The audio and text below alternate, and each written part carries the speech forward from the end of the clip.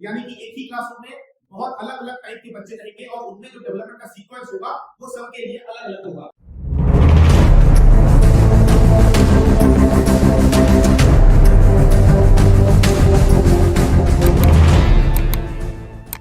Welcome to Kota aspire institute. आज है day number 3 और हम बात कर रहे हैं how to clear CTET in your first attempt. Pedagogy का थर्ड चैप्टर है और थर्ड डे है आज। शुरू करते हैं। टॉपिक ऑफ क्लास का क्या रहेगा? Physical, cognitive, emotional and social development of the learner. तो आज हम बात करने वाले हैं स्टूडेंट के एक ओवरऑल एस्पेक्ट ऑफ डेवलपमेंट में, जहां पर उसकी फिजिकल, मेंटल, इमोशनल और सोशल डेवलपमेंट किस तरह से पॉसिबल हो पाएगा, किस तरह से एक टीचर उसके ओवरऑली होलिस्टिक डेवलपमेंट में उसमें रोल प्ले करता है। तो चलिए शुरू करते हैं। चाइल्ड डेवलपमेंट है क्या चीज? देखिए, चाइल्ड डेवलपमेंट जो है प्रोसेस को फॉलो करता है जिसका नाम है मल्टी डायमेंशनल प्रोसेस। ठीक है, मल्टी डायमेंशनल प्रोसेस का मतलब ये है कि अगर हम बात करें 1 to 5 के लिए तो वो एक अलग मॉडल हो जाती है, लेकिन अभी हम सीटीईटी पेपर 2 की बात कर रहे हैं, यानी कि क्लास 6 से 8 की बात कर रहे हैं। डेवलपमेंट जो होती है डिफरेंट होती है, अलग अलग बच्चे में अलग अलग स्टेजेस में अलग अलग डेवलपमेंट होगी, यानी कि एक ही क्लासरूम में बहुत अलग अलग टाइप के बच्चे रहेंगे और उनमें जो डेवलपमेंट का सीक्वेंस होगा वो सबके लिए अलग अलग होगा। बट लेकिन सभी के सभी क्या होते हैं?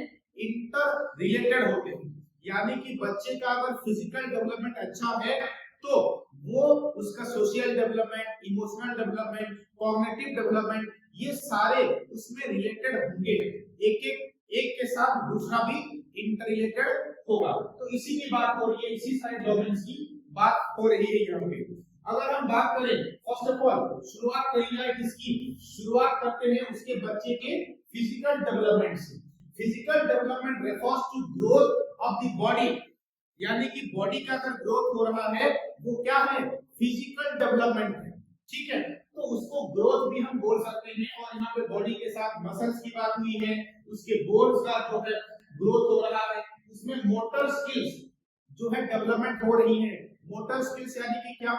जैसे कि एक सुई में धागा डालना, ठीक है, कहीं से जंप लगाना, जिसमें के छोटे छोटे जो है चीजें, छोटे छोटे एक्टिविटीज, हैंड मूवमेंट जो है इन्वॉल्व होते हैं, उसको हम क्या बोलते हैं? मोटर स्किल्स बोलते हैं। जैसे कि आप लिखना सीख रहे हैं, छोटे बच्चे जो होते हैं वो ए बी सी डी ये सब लिखना जब सीख रहे हैं, इसको हम क्या बोलते हैं कि ये मोटर स्किल के अंदर आता है। इसी तरह से और भी बहुत सारी छोटी स्किल्स होती हैं जो कि मोटर स्किल्स के पार्ट होती हैं। Now during adolescence children experience rapid physical changes. जब बच्चा देखेंगे कि जब वो बच्चा 8 या 9 क्लास में आ जाता है तो उसमें अचानक से ग्रोथ देखने को मिलती है, उसकी हाइट अचानक से बढ़ जाती है, उसका जो वॉइस है अचानक से मस्कुलर हो जाता है। तो ये सारे चेंजेस जो है अचानक से एडोलेसेंस की वजह से देखने को मिलती है। और एडोलेसेंस की वजह से सब चेंजेस क्यों देखने को मिलती हैं? क्योंकि उस टाइम पीरियड में जो हार्मोन्स होती हैं वो बहुत ज्यादा एक्टिव रोल प्ले करती हैं उसके सेकेंडरी सेक्सुअल कैरेक्टर्स को ग्रोथ कराने के लिए। तो उन चिल्ड्रन में क्या होगा? Children experience rapid physical change such as increase height and weight and the strength. तो ये सब चीजों में इंक्रीज देखने को मिलेगा। फिजिकली को क्या हो रहा है? और स्ट्रांग हो गया in the period of adolescence. ठीक है, तो इमोशनल इंप्लीमेंटेशन क्या रहेगा? अगर हम जब बात कर रहे हैं कि उसका फिजिकल डेवलपमेंट हुआ, लेकिन इमोशनल एस्पेक्ट से देखा जाए तो उसमें क्या क्या चेंजेस आएंगे? देखिए, अगर हम उसको क्या कर रहे हैं? Provide opportunities for physical activities. अगर हम उसको एजुकेशन में पढ़ाई के साथ साथ उसका जो गेप पीरियड होता है, ठीक है, तो उसमें उसको इन्वॉल्व करें, स्कूल के छोटे मोटे एक्टिविटीज में उसको इन्वॉल्व करें, तो हम उस बच्चे का प्रॉपर डेवलपमेंट जो है वो देख पाएंगे कि अपने फिजिकली ज्यादा मस्कुलर, ज्यादा स्ट्रॉन्ग बन पाएंगे। साथ में साथ अवॉइड एक्सेसिव फिजिकल स्ट्रेन, यानी कि ज्यादा से ज्यादा फिजिकल उसको एक्टिविटीज में इन्वॉल्व नहीं होना है, जितना नेसेसरी है उसके ऊपर उसको काम करना है। Understand variations in physical growth. As a teacher आपको ये समझना भी पड़ेगा कि जो फिजिकल ग्रोथ हो रही है उसमें अलग अलग फैक्टर इन्वॉल्व हैं। सिर्फ एडोलेसेंस आने के बाद जो उसका जो हेरिडिटरी होगा, जो हमने बात करी थी लास्ट क्लास में, तो हेरिडिटरी फैक्टर, एनवायरमेंटल फैक्टर, यानी कि वो कैसा खाना खा रहा है, कैसे उसके वो पेरेंट्स किस तरह के जीन्स कैरी कर रहे हैं, ये सभी चीजें यहाँ पर जो है रहेगी और हमें एज ए टीचर इस सभी चीजों का ध्यान भी रखना है।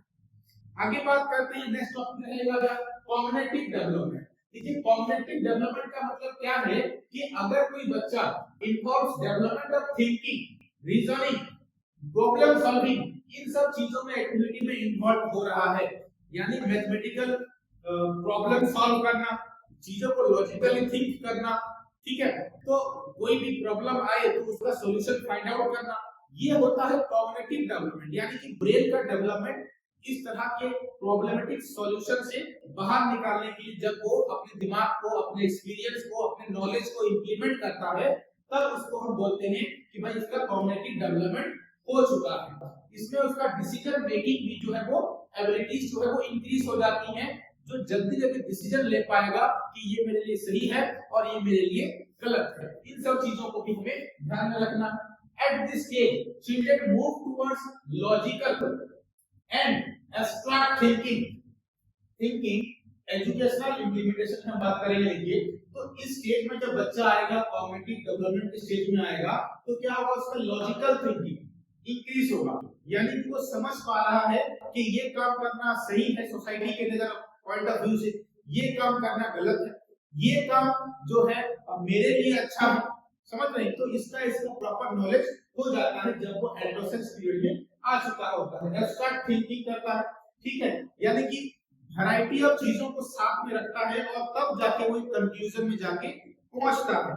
इसका इंप्लीमेंटेशन की बात कर लेंगे, आप इसको किस तरह से इंप्लीमेंट करेंगे, जो बच्चे होंगे उनके ऊपर आप इसका कैसा इंप्लीमेंटेशन करेंगे। एनकरेज करेंगे क्वेश्चंस पूछने के लिए, क्योंकि ये स्टेज में क्या होता है कि जो बच्चे होते हैं उनके दिमाग में बहुत सारे क्वेश्चंस होते हैं, लेकिन वो पूछ नहीं पाते हैं, चाहे वो अपने बॉडी के डेवलपमेंट के लिए हो, अपने सोसाइटी के लिए हो, पेरेंट्स के लिए हो, बुक्स के लिए हो, उनकी दिमाग में बहुत सारे क्वेश्चंस आते हैं जो कि वो पूछ नहीं पाते।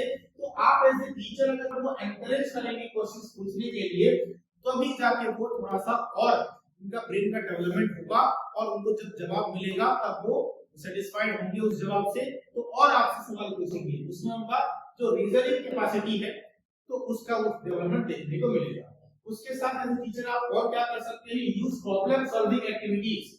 उनको आपने पजल दे दिया कोई, ठीक है, कोई एक्टिविटी दे दी जिसमें सबको कुछ फाइंड आउट करना है, तो इस तरह की एक्टिविटी जब आप करते हैं तो बच्चे का कॉग्निटिव डेवलपमेंट इंक्रीज होता है। उसके साथ आप एक चीज अवॉइड करेंगे, रोट मेमोराइजेशन, यानी कि रट्टा मारना। रट्टा मारना बिल्कुल ही पेडागोजी के खिलाफ है, बच्चे को कभी भी रट्टा नहीं मारना है, ये चीज ध्यान में रखनी है आपको कि रोट मेमोराइजेशन जो है इस चीज को अवॉइड करना है। और आपको देखने को मिलेगा कि बच्चा जो है खुद में से सीख रहा है, और खुद में से जब बच्चा सीखता है तब जाके उसका इंटेलिजेंस हाई होता है। उसके बाद जो नेक्स्ट टॉपिक है वो है इमोशनल डेवलपमेंट। इमोशनल डेवलपमेंट कब होगी, it includes the understanding, expressing and controlling emotion. Very important point कि भाई बच्चे को क्या होगा, जो सिचुएशन को उसको समझना है, पहले उसको एक्सप्रेस करना आना चाहिए कि मुझे दुख हो रहा है, मुझे खुशी हो रही है, ठीक है, एंड कंट्रोलिंग इमोशन आल्सो, यानी कि ऐसा नहीं कि सोसाइटी में रह रहा है, कहीं पर मार्केट गए हैं बच्चा वहां पे रोना चालू कर दिया, तो ये इमोशनल इंटेलिजेंस नहीं कहलाया जाएगा। उसको ये समझ में भी आना चाहिए कि अपने इमोशंस को कैसे कंट्रोल करें, जब उसको गुस्सा आ रहा है, जब उसको खुशी हो रही है, तो जब हम एक्सप्रेस करते हैं तो हमें ये समझ में आना चाहिए कि कौन से जगह पर हम हैं, किन लोगों के साथ हैं, तो इस चीजों को हम क्या बोलते हैं, कंट्रोलिंग इमोशंस। उसके बाद एडोलेसेंस में शो मूड स्विंग, बहुत ही ज्यादा मूड स्विंग देखने को मिलता है। एडोलेसेंस एज कब होती है, एडोलेसेंस एज जो है वो अप टू 17 एज तक होती है, तो उस टाइम में 12 से लेकर 17-18 तक जो एडोलेसेंस पीरियड रहता है, तो उस टाइम में क्या होती है, बहुत ज्यादा मूड स्विंग होता है। ये क्यों हो रहा है, हार्मोन्स की वजह से, ठीक है। तो जो मेल में मेल हार्मोन है टेस्टोस्टेरोन, फीमेल में एस्ट्रोजन, प्रोजेस्टेरोन, तो ये हार्मोन जो है मूड स्विंग्स के लिए रिस्पांसिबल होते हैं। ज्यादा से ज्यादा मूड स्विंग गर्ल्स में देखने को मिलेगा जब इनकी एडोलेसेंस पीरियड्स में जो है मेंस्ट्रुएशनल साइकिल ऐड हो जाएगी, तो उस टाइम में ज्यादा से ज्यादा मूड स्विंग जो है वो गर्ल्स में देखने को मिलती है, ठीक है। उसके साथ एंड इमोशनल सेंसिटिविटी, यानी कि इमोशनली वो सेंसिटिव होना चाहिए कि ये काम जो है मेरे दोस्तों के लिए सही नहीं है, ये मेरे बहन भाई के लिए अच्छा है या बुरा है, इस चीजों की नॉलेज और समझ जो है बच्चे में होनी चाहिए। उसके बाद देखिए उसका इम्प्लीमेंटेशन क्या रहेगा एजुकेशन में, होगा प्रोवाइड इमोशनल सपोर्ट। आपको क्या करना है, उसको बच्चे को दोस्त की तरह मानना है, उसकी बातें सुननी है, उसके क्वेश्चंस के जवाब देने हैं, क्योंकि इस पीरियड में बहुत क्वेश्चंस उसके दिमाग में राइज होंगे। प्रोवाइड इमोशनल सपोर्ट, उसके बाद अवॉइड हार्श डिसिप्लिन। ठीक है, तो जो आप उसके लिए अगर टाइम टेबल फिक्स कर रहे हैं कि इस टाइम में आपको ये करना है, ये करना है, आप स्ट्रिक्ट हो गए पूरा, ये नहीं करना है, ठीक है, तो आपको हार्श डिसिप्लिन नहीं करना है, बल्कि उसको बच्चे को मोटिवेट करना है बार बार कि आप इस तरह से चीजों को करिए ताकि आपको अच्छे से नॉलेज मिल पाए। उसके बाद एनकरेज सेल्फ एक्सप्रेशन, बच्चे को एक्सप्रेस करने के लिए, जब वो उसको दुख हो रहा है तो रोने के लिए मोटिवेट करना चाहिए कि उसके आंसू निकल जाए, उसके जो दुख दर्द है, ठीक है, उसकी जो क्वेश्चंस हैं वो लोगों के साथ वो शेयर कर पाए। तो इसके लिए भी बच्चे को हमें क्या करना है, मोटिवेट करते रहना। चलिए नेक्स्ट टॉपिक में आते हैं। नेक्स्ट टॉपिक है आपका क्या, social development. Social development refers to the ability of interact effectively with others. Social development, एक बच्चे को सोशली डेवलप कब बोलेंगे, जब वो बच्चा अपने परिवार वालों से, अपने सोसाइटी के लोगों से, अपने टीचर से, अपने दोस्तों से अच्छे से वेल बिहेव बात करना सीख जाता है और एक रेस्पॉन्सिबल पर्सन बन जाता है, तो उसको पता लगता है कि दूसरों के साथ किस तरह से व्यवहार करना चाहिए, बड़ों के साथ किस तरह व्यवहार करना चाहिए, छोटों के साथ किस तरह से पेश आना चाहिए। जब उसकी समझ हो जाती है तो उसको हम बोलते हैं कि बच्चा सोशली डेवलप है। ठीक है, पीयर्स ग्रुप रिलेशन जो होगा becomes very important at this stage, यानी कि जो उसका पीयर ग्रुप यानी कि क्या बच्चे का जो फ्रेंड सर्किल है, ठीक है, जो कि वो स्कूल में बनाता है, स्कूल में बनाता है, उस टाइम में बच्चे का जो रिलेशंस होगा अपने दोस्तों के लिए वो बहुत ज्यादा इंपॉर्टेंट रोल प्ले करता है सोशल डेवलपमेंट में। इस चीज को मैं दोबारा रिपीट कर रहा हूं, जो पीयर ग्रुप होगा, जो उस बच्चे के फ्रेंड सर्किल्स होंगे, वही डिफाइन करेंगे सबसे ज्यादा मात्रा में कि सोशली वो कितना डेवलप हो पाएगा या हो रहा है। एजुकेशनल इंप्लीमेंटेशन देख लिया जाए कि पहली चीज है ये क्या करती है, प्रमोट ग्रोथ एक्टिविटीज। आप जो अपना एक्टिविटीज उससे कराएंगे तो वो और ज्यादा एनकरेज होगा। एनकरेज कोऑपरेशन, बच्चों के बीच में तालमेल बना रहे, दोस्ती बनी रहे, और कोई भी एक्टिविटी वो स्कूल में कर रहे हैं तो मिलजुल कर वो लोग काम करेंगे। तो इस तरह से आप बच्चे को जब टास्क देंगे तब में उसमें इस तरह के चेंजेस जो है वो देखने को मिलेंगे। टीच रेस्पेक्ट एंड एम्पैथी, बच्चे को ये भी सिखाना है, टीच करना है कि रेस्पेक्ट कैसे करें टीचर्स की, पेरेंट्स की, दोस्तों की, भाइयों की, ठीक है, और उसको एम्पैथी भी सिखाएं कि किसी का दुख में हमें दुखी होना है। समझ रहे हैं, कोई ऐसा नहीं किसी ने खाना टिफिन नहीं लाया है तो उसको हम देके चिढ़ा रहे हैं कि भूखा। एम्पैथी कैसे शेयर करेंगे, बोलेंगे बच्चे को कि भाई तुम अपना दोस्त को थोड़ा सा अपना टिफिन शेयर कर लो ताकि तुम्हारी भी कभी जरूरत पड़ेगी तो वो तुम्हारे साथ शेयर करेगा। तो इस तरह की एम्पैथी जो है हर एक बच्चे के लिए, जो खाली पेट है उसके लिए भी और जिसका पेट भरा हुआ है उसके लिए भी हमें एम्पैथी शो करनी है। सीटीटी का फोकस पॉइंट क्या रहता है, देखिए इस चैप्टर में वो फोकस करता है कि ऑल डोमेन, जितने भी डोमेन्स थे, जैसे अभी सोशल की बात करी, इमोशनल की बात करी, कॉग्निटिव की बात करी, सारे के सारे डोमेन्स जो होंगे डेवलपमेंट आर इंटर रिलेटेड होते हैं। एक के मतलब ये सीक्वेंशियली फॉलो नहीं करते हैं, लेकिन एक के ऊपर दूसरा तीसरा चौथा सब लोग मिलकर बच्चे का डेवलपमेंट में रोल प्ले करते हैं। इस चीज को आपको ध्यान में रखना है। नेक्स्ट पॉइंट होगा teaching should address holistic development, यानी कि जब आप बच्चे को पढ़ा रहे हैं तो इस चीज का भी ध्यान में रखना है, बच्चे का सिर्फ नॉलेज बढ़े ऐसा नहीं, बल्कि नॉलेज के साथ साथ उसका जो सोशली को डेवलप हो पाए, इमोशनली डेवलप हो पाए, ठीक है, लोगों से मिलजुल कर रह पाए, सोसाइटी में एक अच्छे इंसान बने रहने के लिए उसको एक होलिस्टिक डेवलपमेंट चाहिए होती है। वो लोगों को समझ पाए, उसका नॉलेज अच्छा हो, ठीक है, तो तब जाके हम क्या बोलेंगे कि बच्चे का होलिस्टिक डेवलपमेंट हुआ। नेक्स्ट पॉइंट याद रखना है आपको, emotional and social needs are crucial in adolescence, यानी कि सोशल नीड, अगर बच्चे के दोस्त नहीं है तो वो एक सोशली अच्छा वेलबींग नहीं बन पाएगा। उसको अपने सोसाइटी में, अपने पीयर ग्रुप्स में लोगों के साथ मिलजुल कर रहना है। तब जाके अगर वो सोशली एक्टिव है तब वो इमोशनली भी डेवलप हो पाएगा, क्योंकि सबके सब क्या है, इंटररिलेटेड हो जाते हैं।